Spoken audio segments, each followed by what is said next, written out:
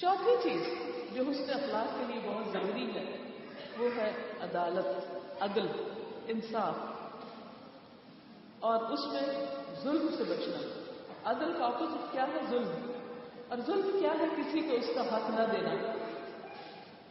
اب حق دینے میں کیا چیزیں آتی ہیں؟ ہم عام طور پر سمجھتے ہیں شاید کسی کا مال اس کو دے دینا، اس کا حق دینا ہے، یا کسی کے کچھ ہیومن رائٹس ہیں جو وہ دینا، حق دینا ہے۔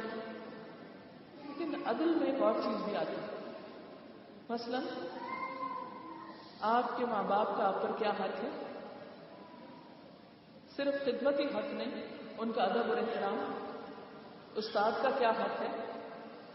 بہن بھائیوں کا کیا حق ہے؟ باقی رشتہ داروں کا کیا حق ہے؟ میرے نیبرز کا مجھ پہ کیا حق ہے؟ میرے بچوں کا مجھ پہ کیا حق ہے؟ اور خواتین کے لیے سب سے بڑھ کر شوہر کا مجھ پر کیا حق ہے؟ کیونکہ اگر ہم زمانے بھر کے بھی حقوق ادا کرتے رہیں اور شوہر کو اس کا حق نہ دیں تو ہمارا اخلاق کہیں بھی اعلیٰ اخلاق شمار نہ ہوگا۔ کیونکہ نبی صلی اللہ علیہ وسلم نے اخلاق کا جو معیار دیا ہے وہ کیا ہے؟ خیرکم خیرکم لأہلہ وأنا خیرکم لأہلی۔ تم میں سب سے اچھا انسان وہ ہے جو اپنے گھر والوں کے لیے اچھا ہے، اور میں تم میں سب سے بڑھ کر اپنے گھر والوں کے لیے اچھا ہوں۔ انسان کے اخلاق کو اگر پہچاننا ہو تو یہ دیکھا جائے کہ اس کا اپنے گھر والوں کے ساتھ معاملہ کیا ہے۔ ایک عورت کے لیے اس کا شوہر آزمائش ہو سکتا ہے، ایک شوہر کے لیے اس کی بیوی آزمائش ہو سکتی ہے، اولاد آزمائش ہے، اولاد کے لیے بعض اوقات والدین آزمائش ہے۔ جن بھی لوگوں کے ساتھ انسان مل جل کر رہتا ہے ان کو ان کا حق دینا اور قریب والوں سے حق شروع کرنا، یہ اخلاق کا معیار ہے۔ اگر کوئی شخص اخلاق کے اس معیار پر پورا نہیں اترتا تو وہ صاحب اخلاق نہیں ہو سکتا۔ نبی صلی اللہ علیہ وسلم کی انہی خوبیوں کی بنا پر آپ صلی اللہ علیہ وسلم نہ صرف یہ کہ فزیکلی بہت خوبصورت تھے بلکہ آپ کے اخلاق نے آپ کے حسن میں چار چاند لگا دیے۔ حضرت حسان بن ثابت کہتے ہیں وَأَحْسَنُ مِنْكَ لَمْ تَرَ قَطُّ عَيْنِي وَأَجْمَلُ مِنْكَ لَمْ تَلِدِ النِّسَاءُ، کہ آپ سے خوبصورت میری آنکھ نے کبھی کوئی دیکھا ہی نہیں۔ آپ کی شکل و صورت، آپ کا حال حلیہ وہ بھی بہت خوبصورت تھا، لیکن یاد رکھیے کہ انسان کے حسن کی اصل خوبصورتی اس کا اخلاق ہے۔ جب انسان صاحب اخلاق ہوتا ہے تو میک اپ کے بغیر بھی بہت خوبصورت لگتا ہے، لیکن اگر بد اخلاق ہو تو بہترین سے بہترین میک اپ بھی اس کو فائدہ نہیں دیتا۔ تو اسی لیے وہ کہتے ہیں وَأَجْمَلُ مِنْكَ لَمْ تَلِدِ النِّسَاءُ، آپ سے زیادہ حسین و جمیل تو عورتوں نے کبھی کوئی بچہ جنم ہی نہیں دیا۔ خُلِقْتَ مُبَرَّأً، پھر آپ دیکھیے خوبصورتی کی تعریف کیا کرتے ہیں، خُلِقْتَ مُبَرَّأً مِنْ كُلِّ عَيْبٍ، آپ ہر عیب، ہر بد اخلاقی سے پاک پیدا کیے گئے۔ كَأَنَّكَ قَدْ خُلِقْتَ كَمَا تَشَاءُ، آپ اس طرح پیدا کیے گئے گویا جیسا آپ نے خود چاہا ہو، جیسا کوئی ڈیزائر کر سکتا ہے۔ یعنی ہر شخص اپنے بارے میں ڈریم رکھتا ہے اور کبھی پریشان ہوتا ہے میری شکل ایسی ہوتی، میرا ناک ایسا ہوتا، میں اتنا پتلا ہوتا، اتنا موٹا ہوتا۔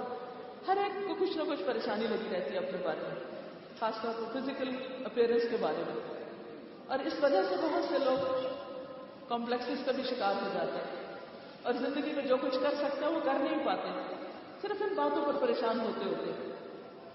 لیکن نبی صلی اللہ علیہ وسلم کو اللہ سبحانہ و تعالیٰ نے جو بہترین اخلاق دیا اس بنا پر آپ اندر باہر سے خوبصورت تھے۔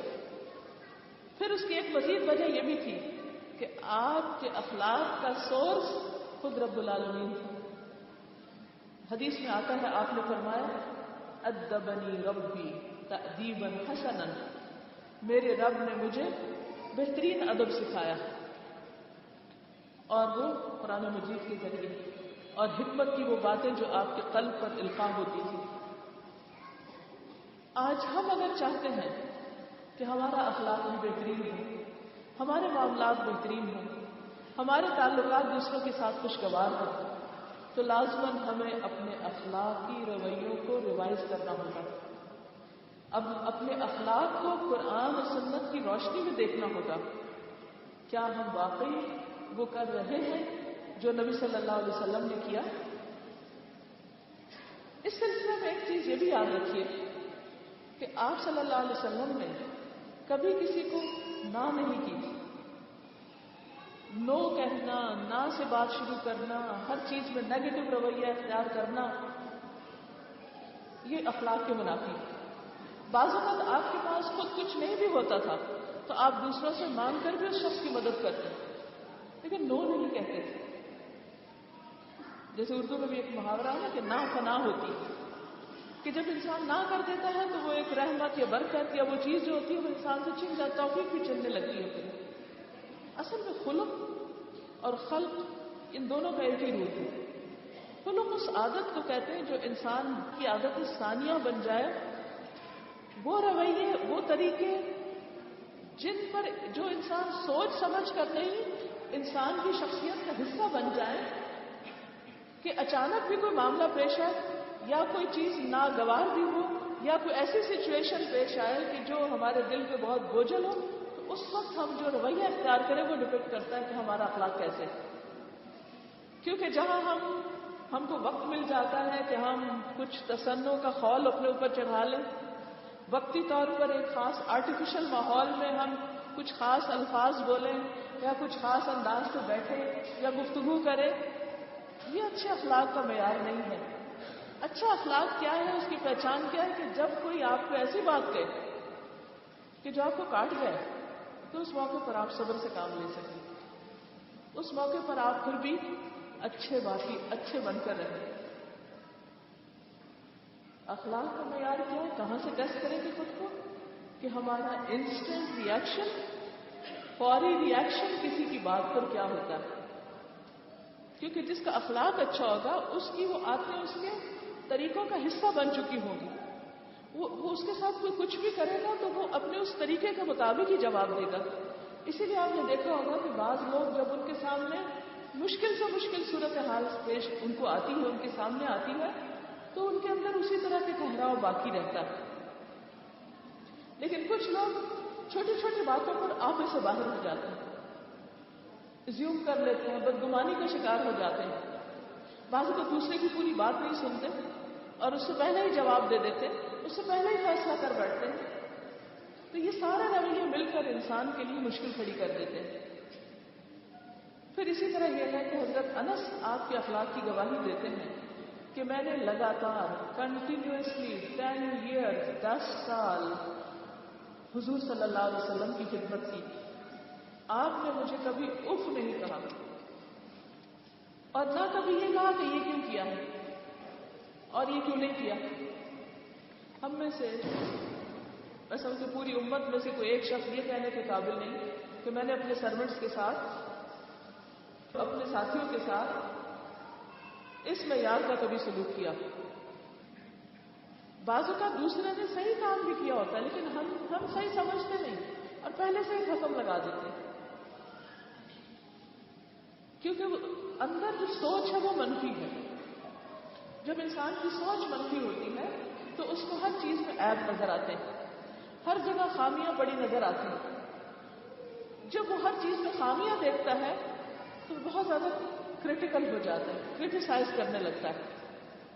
جب آپ کرٹیکل بنتے ہیں، آپ کا رویہ ایک کرٹیکل رویہ ہوتا ہے، تو دوسرے لوگ آپ سے بھاگنے لگتے ہیں، کیونکہ ان کو پتا ہوتا ہے کہ آپ ان کے سامنے جائیں گے اور آپ کو کوئی نہ کوئی تنقید سننی پڑے گی.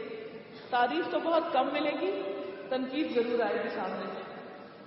تھوڑی دیر کے لیے سوچئے کسی کے بارے میں بھی کہ کوئی شخص جو آپ کو دیکھتے ہی ججمنٹل ہو جائے، آپ پر تنقید کرنے لگے، تو آپ اس سے کتنی ملاقات کرنا چاہیں گے، کتنی بار ملنا چاہیں گے؟ اس کے بارے میں آپ کے دل میں کیا تاثرات ہوں گے؟ یہی چیز اپنے اوپر لے جائیے کہ اگر ہم ایسا رویہ اختیار کریں گے تو دوسرے لوگ ہم سے بھاگیں گے. دوسری چیز کہ انسان جب کرٹیکل ہوتا ہے تو پھر اس کے اندر بہت کمپلینٹس آ جاتے ہیں. ہمیشہ کمپلیننگ رویہ اختیار کر لیتا ہے. اس کو ہر ایک سے شکایت ہوتی ہے، اپنے سے چھوٹوں سے بھی ہوتی، برابر والوں سے بھی ہوتی، اوپر والوں سے بھی ہوتی، کیونکہ تھنکنگ نیگیٹو ہے. ہر انسان کے اندر کچھ خوبیاں ہوتی ہیں، کچھ خامیاں. کہیں 50-50 ملے گا، کہیں 40-60 ملے گا، کسی میں خیر زیادہ ہے، کسی میں شر زیادہ ہے. لیکن یہ نہیں ہو سکتا کہ کسی بھی انسان میں صرف شر ہی شر ہو. اگر آپ چاہتے ہیں کہ لوگوں کے ساتھ تعلقات اچھے ہوں تو ہمیں ان کے خیر کو ابھارنا ہوگا. ان کی خرابیوں پر تنقید کا ذرا لیول کم کر کے ان کی اچھائیوں پر تعریف کا لیول اوپر کرنا ہوگا. جب ہمارے رویے میں پازیٹیوٹی آئے گی اور نیگیٹیوٹی کم ہوگی تو انشاءاللہ آپ دیکھیں گے کہ اس کا نتیجہ بھی پازیٹیو آئے گا. لیکن جب ہماری نیگیٹیوٹی بڑھ جائے گی تو نتیجہ کیا ہوگا؟ رزلٹ بھی ویسا ہی آئے گا. پھر اسی طرح جب انسان بہت کمپلینٹس کرنے لگتا ہے، بہت شکایتیں کرنے لگتا ہے، تو ساتھ ہی پھر وہ سیلف پٹی کا شکار ہو جاتا ہے اور پھر اس کو لوگوں سے مزید شکایات پیدا ہوتی ہیں. وہ غمگین اور دکھی رہنے لگتا ہے. کوئی میری قدر نہیں کرتا، کوئی میری عزت نہیں کرتا. پھر وہ کمپیئر کرنا شروع کر دیتا ہے ان لوگوں کو جو اس کے ساتھ رہتے ہیں ان سے جو دور رہتے ہیں. بعض اوقات ہم بچوں میں کمپیریزن کرنے لگتے ہیں، بعض اوقات ہم اپنے ہسبینڈ کا کسی اور کے ہسبینڈ کے ساتھ کمپیریزن کرنے لگتے ہیں، بعض اوقات رشتہ داروں اور خاندان کا کمپیریزن کرنے لگتے ہیں. نتیجہ کیا ہوتا ہے؟ دکھ ہی دکھ ہمارے حصے میں آ جاتے ہیں. کیونکہ دوسروں میں بھی خرابیاں ہوتی ہیں لیکن وہ ہمارے سامنے جو کہ ایک اچھا رخ ظاہر کرتے ہیں تو ہم سمجھتے ہیں کہ ان کے اندر کوئی خامی ہے کوئی نہیں، اور پھر اپنی سمجھتے کہ اپنی قسمت گھٹی ہوئی ہے. اور اس کے نتیجے میں ہمارے اندر ایک ایسا ریئیکشن، ایک ایسا لاوا اندر ابلنے لگتا ہے کہ چھوٹی چھوٹی بات پر وہ لاوا پھٹنے لگتا ہے. نتیجتاً اچھے اخلاق سے ہم ہاتھ دھو بیٹھتے ہیں. تو کمپیئر نہیں کریں. اللہ نے جو آپ کو دیا ہے اس پر شکر گزار ہوں. جو آپ کو ملنا تھا وہ مل گیا، اب اس کو سنبھالیں، اب اس کی قدر کریں، اس کو بہترین طریقے سے استعمال کریں. اللہ نے رزق بانٹے ہیں، خود تقسیم کیے ہیں، کسی کو زیادہ دیا، کسی کو کم دیا. اسی طرح انسانوں میں سے بھی اللہ نے ہمیں جن سے ملایا اور جن کے ساتھ ہمارا تعلق واسطہ ہے یا جن کے درمیان ہم رہتے ہیں، ہمارا خاندان یا نسل یا قوم جس میں ہم پیدا ہوئے، اللہ نے ہمارے لیے ڈیسائیڈ کیا تھا یہی آنا ہے ہم کو. ہم ان کو کاٹ نہیں سکتے، خون کے رشتے خصوصاً نہیں کٹ سکتے. خون کے ساتھ ساتھ اللہ نے سسرال کے رشتوں کا بھی ذکر کیا ہے. نسب و صہرا کی بات کی ہے. صہر یعنی سسرالی رشتے، وہ بھی اللہ نے بنائے ہیں. نسب بھی چونکہ کاٹے نہیں جا سکتے، سسرالی عام طور پر کاٹے جاتے ہیں. تو بہت سے لوگ مسائل کا حل کیا ڈھونڈتے ہیں؟ طلاق یا خلا یا ناراضگی، سپریشن، الگ ہونا، دور ہونا. لیکن یہ مسائل کا حل نہیں ہوا کرتا. حل کیا ہے؟ کچھ اپنے اندر تبدیلی لائی جائے، کچھ دوسروں کے اندر کے خیر کو ابھارا جائے اور انسانوں کے ساتھ مل جل کر رہنا سیکھا جائے. قرآن پاک میں اللہ تعالیٰ فرماتے ہیں وَجَعَلْنَا بَعْضَكُمْ لِبَعْضٍ فِتْنَةً أَتَصْبِرُونَ. ہم نے تم میں سے بعض کو بعض کے لیے فتنہ بنا دیا. انسان انسان کے لیے امتحان ہے اور یہ صرف چند مخصوص انسان نہیں، ہر انسان کسی نہ کسی درجے میں ہمارے لیے امتحان ہے. اللہ تعالیٰ نے قرآن مجید میں ہمارے پیارے ترین رشتوں کو ہمارے لیے فتنہ کہا ہے. ان من ازواجکم و اولادکم فتنہ.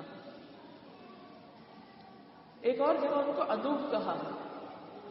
فاحذروہم، محتاط رہو یعنی تعلق سے. وَإِن تَعْفُوا وَتَصْفَحُوا وَتَغْفِرُوا فَإِنَّ اللَّهَ غَفُورٌ رَحِيمٌ. اگر تم معاف کر دو، درگزر کرو تو اللہ بھی غفور رحیم ہے.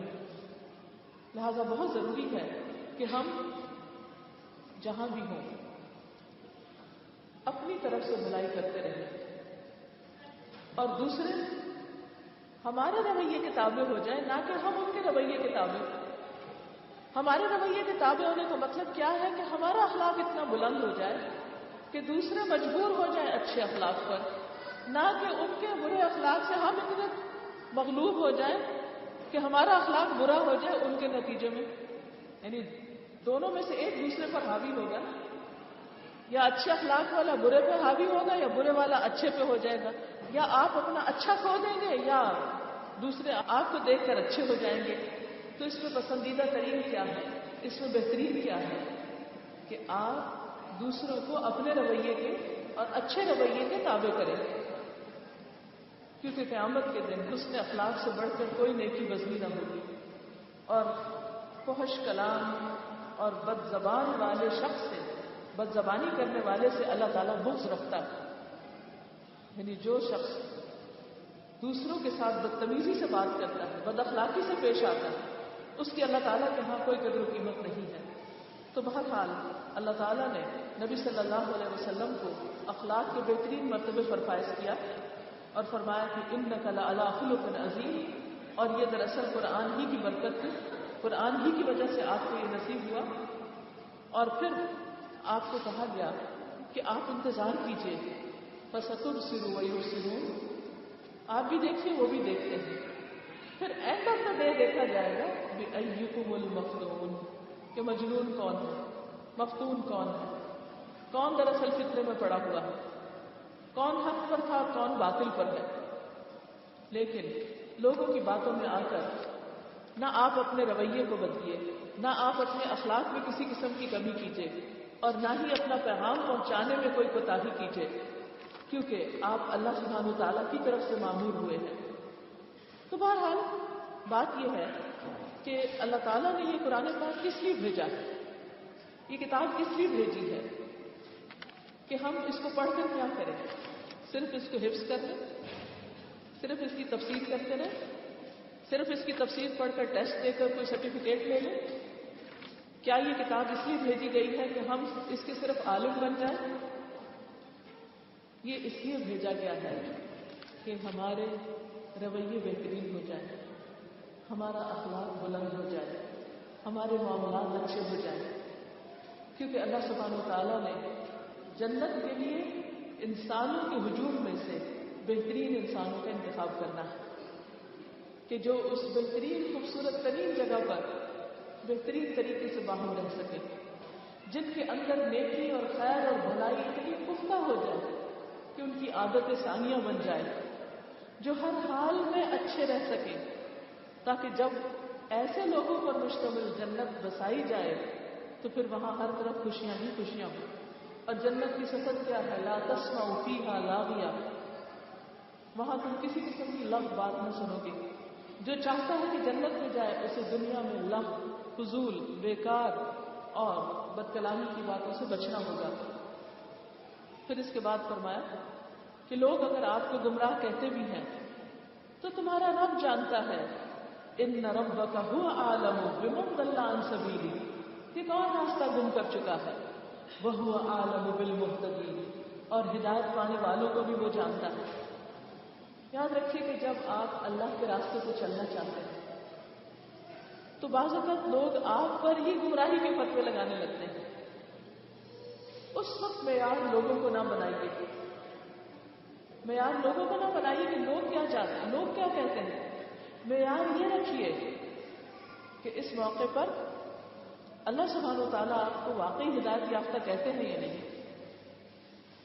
فلا تطع المکذبین، حق کو جھٹلانے والے، قرآن کو جھٹلانے والے، دین کو جھٹلانے والے ایسے لوگوں کی بات نہ مانیے، کیونکہ جو شخص خود دین پر نہیں ہوتا وہ کیا چاہتا ہے کہ کوئی دوسرا بھی اس راستے پر نہ ہو۔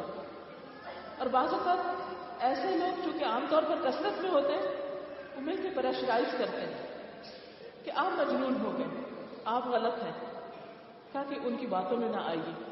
وَدُّوا لَوْ تُدْهِنُ فَيُدْهِنُونَ، وہ کیا چاہتے ہیں پریشرائز کر کے تمہیں کہ تم کچھ مداحنت کرو، تم ذرا ڈھیلے پڑ جاؤ تو وہ بھی ڈھیلے پڑ جائیں۔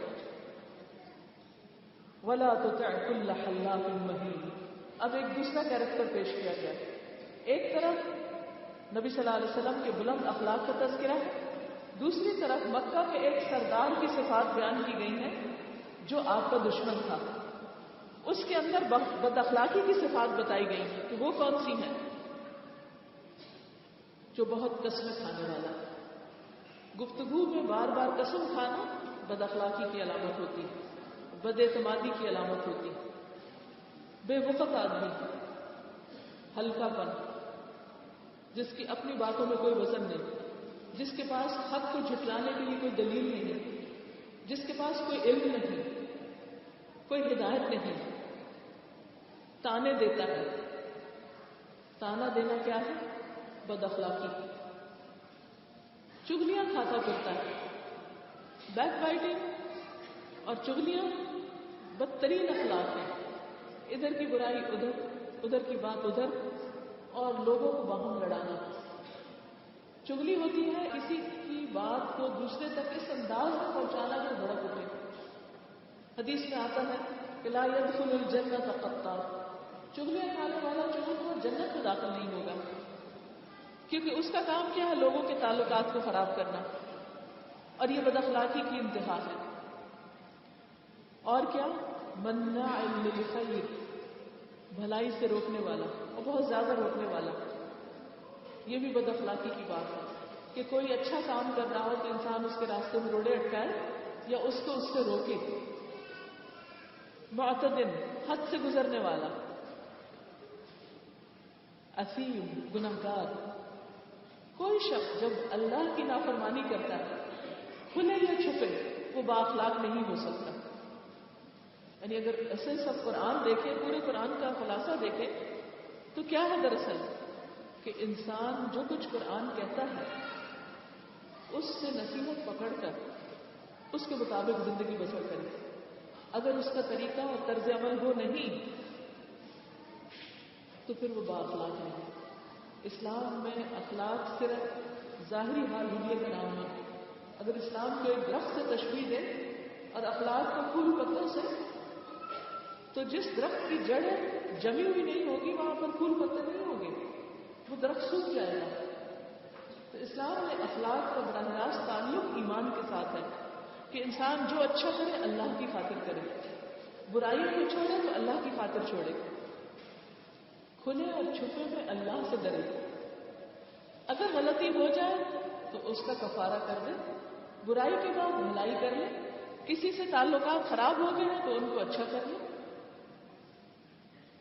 اتق اللہ حیث ما کنت، اللہ سے ڈرو جہاں بھی ہو، یہ ہے اچھا اخلاق۔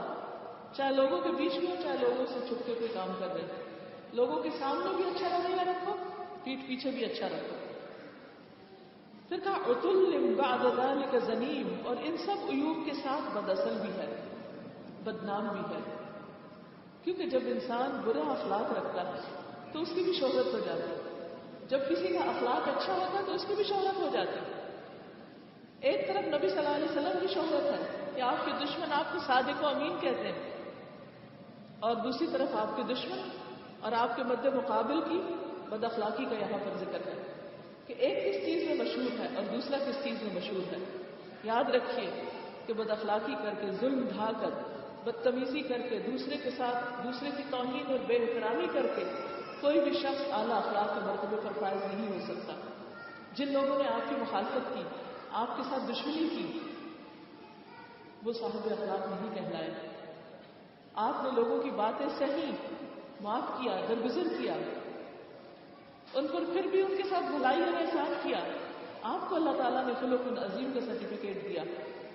ہمارے پاس بھی دو چوائسز میں سے ایک ہے کہ ہم کس راستے پر جانا چاہتے ہیں، اللہ کے حبیب محمد صلی اللہ علیہ وسلم کے راستے پر، یا پھر جو آپ کے مد مقابل اور بد اخلاقی میں نام جنہوں نے پیدا کیا ان کے راستے پر۔ یہ سب بد اخلاقی بعض اوقات کیوں پیدا ہوتی ہے؟ قرآن نے بتایا ان کان ذا مال و بنین، اس بنا پر کہ وہ بہت مال اور اولاد رکھتا ہے، یعنی متکبر ہے۔ جب ہماری آیات اس کو سنائی جاتی ہیں تو کہتا ہے یہ تو اگلے وقتوں کے افسانے ہیں، قرآن کی اہمیت نہیں دیتا، اس کے مقابلے میں فلسفہ اور دنیاوی علوم اور دنیا کی باتیں اس کو بہت امپریس کرتی ہیں۔ نتیجہ کیا ہوگا؟ نبی صلی اللہ علیہ وسلم کا مشن کامیاب ہوگا لیکن آپ کا دشمن ذلیل و رسوا ہوگا. سنسمہ علی الخرطوم، ہم اس کی سونڈ پر داغ لگائیں گے. یعنی ناک اس کی ناک سے کریں گے، اس پہ داغ لگے گا. تو ظاہر ہے کہ ناک جسم میں سب سے نمایاں حصہ ہے. ناک کا کٹنا، ناک جو ہے وہ عزت کی علامت ہے. یعنی اعلیٰ اخلاق والا عزت پائے گا، ورفعنا لک ذکرک، اور بد اخلاق جو ہے وہ ذلیل و رسوا ہوگا. آپ دیکھیں کہ نبی صلی اللہ علیہ وسلم کی شان میں جس نے بھی گستاخی کی ہے اس نے کبھی دنیا میں عزت نہیں پائی. پوری تاریخ اس پر گواہ ہے، کیونکہ آپ کی عزت کی حفاظت کا ذمہ بھی اللہ نے لیا ہے. اور اللہ تعالیٰ نے بتا دیا کہ آپ کے دشمن ذلیل و رسوا ہوں گے. یہاں بھی کہا سنسمہ علی الخرطوم. پھر اہل مکہ کے حال کو ایک خاص مثال کے ساتھ تشبیہ دی. انا بلوناہم کما بلونا اصحاب الجنہ، ہم نے ان کو آزمائش میں ڈال دیا جس طرح ایک باغ والوں کو آزمائش میں ڈالا. کہا جاتا ہے کہ یمن کے علاقے میں ایک باغ تھا، بہت بہترین باغ، بہت پھل آتا تھا. اس کا مالک بہت خدا ترس آدمی تھا. وہ اس باغ کے پھل آنے پر صدقہ خیرات کرتا، غریبوں مسکینوں کا بہت خیال رکھتا، یعنی اعلیٰ درجے کے اخلاق کا تھا. لیکن جب وفات ہو گیا اور وہ باغ اس کے بچوں کے ہاتھ آیا تو انہوں نے کیا کہا کہ ہمارا باغ تو بے وقوف آدمی تھا، غریبوں پر اتنا خرچ کرتا تھا، مال لٹاتا تھا، ہم کسی غریب کو کچھ نہیں دیں گے اور یہ سارے کا سارا اپنے عیش و عشرت پر خرچ کریں گے. نتیجہ کیا ہوا؟ ان بچوں نے قسم کھائی کہ صبح سویرے ضرور اپنے باغ سے پھل توڑیں گے. اور اس میں وہ کسی قسم کی کوئی ایگزمپشن نہیں کر رہے تھے. رات کو وہ سوئے پڑے تھے کہ تمہارے رب کی طرف سے ایک بلا اس باغ کو پھر گئی. پورا باغ ملیا بیٹ ہو گیا. اس کا حال ایسا ہو گیا جیسے کٹی ہوئی فصل. بعض وقت ہم سمجھتے ہیں کہ غریبوں کو ہم دے رہے ہیں یا دوسروں کی ضرورت ہم پوری کر رہے ہیں، جبکہ یہ اللہ نے ہم پر احسان کیا ہوتا کہ ہمارے ہاتھ سے دل باتا ہے. نبی صلی اللہ علیہ وسلم کے پاس ایک شخص آیا اور کہنے لگا، اللہ کے رسول صلی اللہ علیہ وسلم، یہ میرا بھائی ہے، یہ ہر وقت دین کے کام کرتا رہتا ہے اور قرآن پڑھتا رہتا ہے اور پڑھنے لکھنے میں لگا رہتا ہے، یہ کوئی کام کاج نہیں کرتا، میں ہی کماتا ہوں اور خرچ کرتا ہوں اس پر. شکایت لانے کا مقصد کیا تھا؟ یہ بتانا کہ میں اپنا مال اس پر خرچ کرتا ہوں جبکہ یہ نکما ہے. اس کے نزدیک پڑھنا لکھنا یا دین کی خدمت کرنا یا دین کے کام کرنا یہ کوئی اہمیت نہیں رکھتا تھا. تو آپ نے فرمایا کہ تمہیں کیا معلوم کہ تمہیں اس کی وجہ سے رزق دیا جاتا ہے. تو بعض اوقات انسان جب اپنے مال کا ایک حصہ کسی خیر کے کام میں لگاتا ہے تو اس کی برکت کی وجہ سے اللہ تعالیٰ مال میں بھی اضافہ کرتا ہے. سورۃ البقرہ کی بے شمار آیات اس پر ہے کہ ایک دانہ 700 دانے بن جاتا ہے جو مال فی سبیل اللہ خرچ کیا جاتا ہے. لیکن عام طور پر ایک باپ اگر کر رہا ہے تو وہ چیز اولاد میں ٹرانسفر کرنا مشکل ہوتی ہے اور اولاد سمجھتی ہے کہ شاید یہ باپ کو سب کچھ صرف محنت سے یا کوشش سے ملا ہے اور خدا کے فضل کا حصہ وہ بھول جاتا ہے. ان بچوں نے بھی یہی کیا. لہذا صبح سویرے وہ نکلے اور اب آپس میں چپ کے کہتے جاتے تھے، آج کوئی مسکین تمہارے پاس باغ میں نہ آنے پائے. وہ کچھ نہ دینے کا فیصلہ کیے ہوئے صبح سویرے جلدی اس طرح وہاں گئے جیسے وہ پھل توڑنے پہ قادر ہو. مگر جب باغ کو دیکھا تو کہا ہم راستہ بھول گئے، ہمارا باغ ایسا تو نہیں تھا. نہیں، بل نحن محرومون، ہم تو محروم رہ گئے ہیں. ان میں سے جو بہتر تھا بچوں میں سے اس نے کہا، میں نے تم سے کہا نہ تھا کہ تم تسبیح کیوں نہیں کرتے کہ جو کچھ اللہ نے دیا اس پر شکر گزار بنو. وہ پکار اٹھے، انا کنا ظالمین، اپنی غلطی کا اعتراف کر لیا. فاقبل بعضهم على بعض يتلاومون، پھر ہر ایک دوسرے کو ملامت کرنے لگا. عموماً ہوتا ہے کہ جب نقصان ہوتا ہے لوگ دوسرے کو بلیم کرتے ہیں. آخر کو انہوں نے کہا، افسوس ہمارے حال پر، بے شک ہم سرکش ہو گئے تھے. بعید نہیں کہ ہمارا رب ہمیں بدلے میں اس سے بہتر باغ عطا فرمائے. ہم اپنے رب کی طرف رجوع کرتے ہیں. یہاں اہل مکہ کو اور پھر اس کے بعد ہم سب کو بھی ایک زبردست سبق دیا جا رہا ہے. غلطیاں انسان سے ہوتی ہیں، نقصان بھی ہوتے ہیں، ہم سب گرتے ہیں، لیکن اچھا اخلاق کیا ہے؟ گرنے کے بعد لیٹ نہیں جانا، اٹھ کے پھر کھڑے ہو جانا. اتبع السیئۃ الحسنہ، برائی ہو جائے تو اس کے پیچھے اچھائی کر لو، تب ہوگا وہ اس کو مٹا دے گی، برائی ختم ہو جائے گی، نیکی آ جائے گی۔ تو کہا یہ جا رہا ہے کہ پر امید رہو، اور جب تم اپنے رب کی طرف رجوع کرو گے، پلٹ آؤ گے، تو تمہاری مشکلات بھی آسان ہو جائیں گی۔ اور اہل مکہ کو وارن کیا جا رہا ہے کذالک العذاب، ایسا ہوتا ہے عذاب، اور آخرت کا عذاب اس سے بھی بڑا ہے، کاش یہ لوگ اس کو جانتے۔ ان للمتقین عند ربهم جنات النعیم، یقیناً خدا ترس لوگوں کے لیے ان کے رب کے ہاں نعمت بھری جنتیں ہیں، جو اللہ سے ڈرتے ہوئے اچھا اخلاق رکھتے ہیں، اچھے اچھے کام کرتے ہیں، وہ اپنے کیے کا پھل اس جنت النعیم میں پائیں گے۔ پھر کچھ کوشچنز کیے گئے ہیں، یہ کوشچنز ہم سب کے لیے بھی ہیں۔ کیا افنجعل المسلمین کالمجرمین، لوگوں کیا سمجھ رکھا ہے، کیا ہم فرما برداروں کا حال مجرموں کا سا کرتے ہیں؟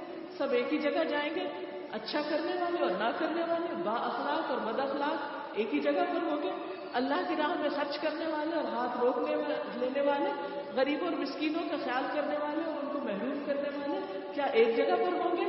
ہرگز نہیں۔ ما لکم، تمہیں کیا ہو گیا، تمہاری عقل کو کیا ہو گیا؟ کیف تحکمون، کیسے فیصلے کرتے ہو؟ ام لکم کتاب فیہ تدرسون، کیا یہ بات کسی کتاب میں لکھی ہے جہاں سے تم پڑھتے ہو؟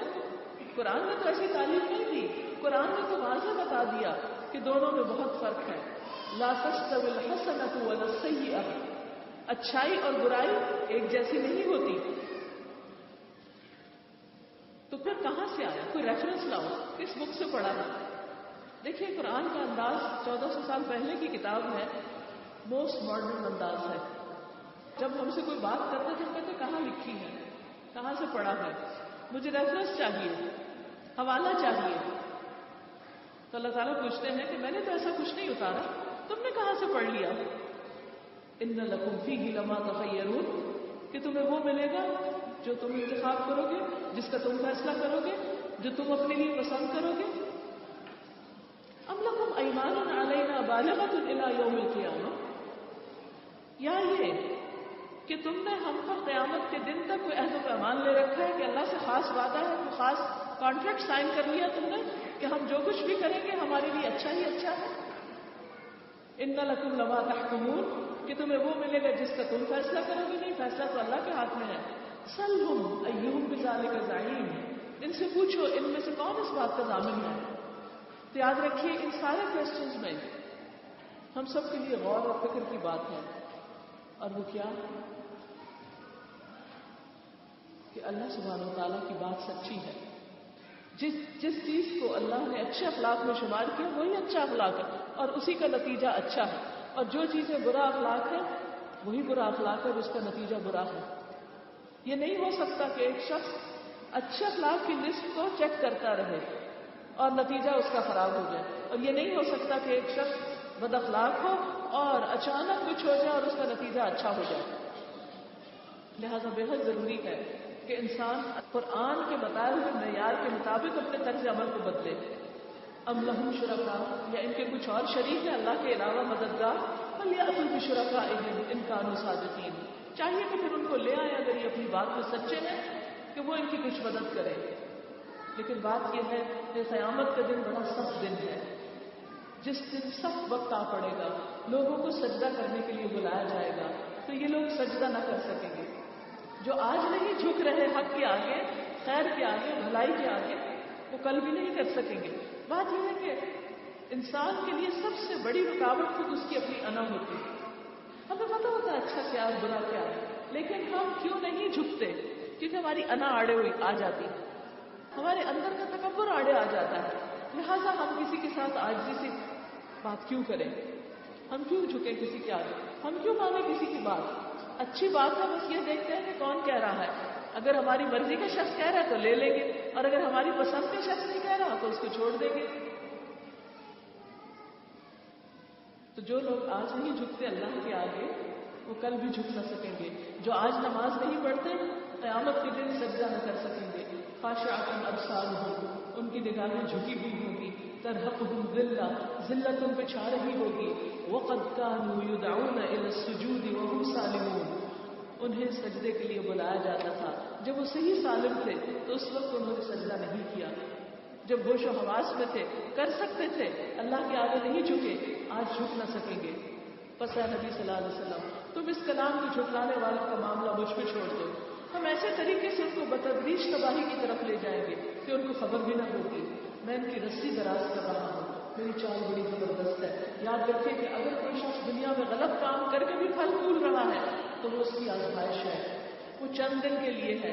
اللہ برائیوں کا, گناہوں کا بدلہ دنیا میں بھی دیتے, دنیا میں بھی پکڑ ہو جاتی ہے. پھر نبی صلی اللہ علیہ وسلم سے خطاب ہے, کیا تم ان سے کوئی اجر طلب کر رہے ہو, یہ اس چٹی کے بوجھ کو نظر جا رہے ہو؟ کیا ان کے پاس غیب علم ہے جسے یہ لکھ رہے ہو؟ بس اپنے رب کا فیصلہ صادر ہونے تک صبر کرو. یعنی جب تم دین پر چلو, قرآن کی تبلیغ کرو, قرآن کے راستے پہ چلو, تو پھر ساتھ ہی صبر بھی بہت ضروری ہے, کیونکہ صبر ہی بنیاد ہے کامیابی کی. وَاعْلَمْ أَنَّ النَّصْرَ مَعَ الصَّبْرِ, یہ بات اچھی طرح جان لو, سمجھ لو کہ کامیابی صبر کے ساتھ ہے. اور مچھلی والے یونس علیہ السلام کی طرح نہ ہو جاؤ کہ جب وقت کا اللہ کا فیصلہ آنے سے پہلے وہ اپنی قوم کو چھوڑ گئے تھے. جب اس نے پکارا اور وہ غم سے بھرے ہوئے تھے مچھلی کے پیٹ میں, اگر اس کے رب کی مہربانی اس کی شامل حال نہ ہوتی تو وہ مضموم ہو کر چٹیل میدان میں پھینک دیا جاتا. آخرکار اس کے رب نے اسے برگزیدہ فرما لیا اور اسے صالح بندوں میں شامل کر لیا. باغ والوں کے واقعے میں بھی ریپینٹنس کی بات ہے. اِنَّا كُنَّا ظَالِمِينَ. یونس علیہ السلام نے جو کلمہ پڑھا وہ بھی کیا تھا, لا الہ الا انت سبحانک انی کنت من الظالمین. حقیقت یہ ہے کہ اللہ تعالیٰ کو بندے کا اعتراف گناہ بہت زیادہ پسند ہے. جب انسان اپنی غلطیوں کو مان کر, اعتراف کر کے پھر اپنی اصلاح کی کوشش کرتا ہے تو ہی اچھے اخلاق کا راستہ اختیار کرتا ہے. اور آخر میں فرمایا, جب یہ کافر لوگ کلام نصیحت یعنی قرآن سنتے ہیں تو تمہیں ایسی نظروں سے دیکھتے ہیں گویا تمہارے قدم اکھاڑ دیں گے, اور کہتے ہیں یہ ضرور دیوانہ ہے, حالانکہ یہ تو سارے جہان والوں کے لیے ایک نصیحت ہے.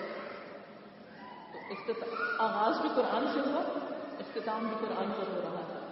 بعض اوقات انسان جب اللہ کی بات سمجھ لیتا ہے اور دوسروں کو سمجھانا چاہتا ہے تو حسد کا شکار ہو جاتا ہے, اور آپ کی اچھائی بھی دوسروں کو برائی لگتی ہے, اور پھر انسان کو سخت مشقت اور تکلیف کا سامنا کرنا پڑتا ہے. لیکن اس وقت بھی انسان کو صبر سے کام لینا چاہیے اور اللہ سے مدد مانگتے رہنا چاہیے, کیونکہ یہ تو سارے جہان والوں کے لیے ہدایت کی چیز ہے اور اسے تو پورے جہان تک جانا ہی ہے. لیکن کون لے کے جائے گا؟ جب پہنچانے والا خلق عظیم پر فائز ہوگا, کیونکہ جو امپورٹنٹ میسج ہوتا ہے اس کو آگے لے جانے والے بھی بہت اہم ہوتے ہیں. اسی لیے قرآن لکھنے والے فرشتوں کو کیا کہا گیا؟ کرامن کاتبین, کہ معزز فرشتے ہیں, کرامن بررہ. تو جو لوگ قرآن پڑھنے والے ہوں, قرآن کے طالب علم ہوں, قرآن سیکھنے والے ہوں, قرآن سکھانے والے ہوں, قرآن کو ریپرزینٹ کرنے والے ہوں, ان کے لیے قرآن کا میسج, قرآن کا خلاصہ, قرآن کا پیغام کیا ہے کہ وہ اخلاق کے بلند مرتبے پر فائز ہوں, بہترین اخلاق کے حامل ہوں. اللہ تعالیٰ ہم سب کو بہترین اخلاق عطا فرمائے. وآخر دعوانا ان الحمد